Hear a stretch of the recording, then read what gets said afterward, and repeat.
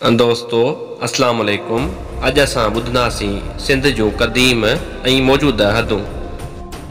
सन 1843 ईस्वी ताईं सिंध एक धार, आज़ाद ऐं ख़ुद मुख्तियार मुल्क हो।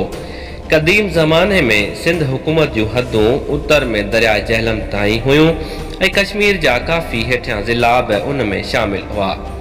उत्तर में दरिया हेलमंद उन जी हदबंदी कंदो हो ऐं ॾखण ओलहंदे में संदु सरहद मकरान जे ओलहंदे में नूर मंसूर ताईं पकड़ियल हुई ऐं ॾखण में अरबी समंड हुयसि ऐं ॾखण उभरंदे में राजपूताना ऐं जैसलमेर जी रेगिस्तान में किथे वञी थे ख़तम थी।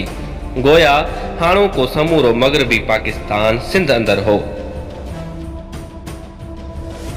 सिंध जूं मौजूदा हदूं हिन रीत आहिनि। उत्तर में पंजाब ऐं साबका रियासत भावलपुर, उभरंदे में जैसलमेर ऐं जोधपुर राजपूताना रियासतूं, ॾखण में कच्छ जो ऋण ऐं अरबी समुंड ऐं ओलहंदे में रियासत कलात बलोचिस्तान आहिनि।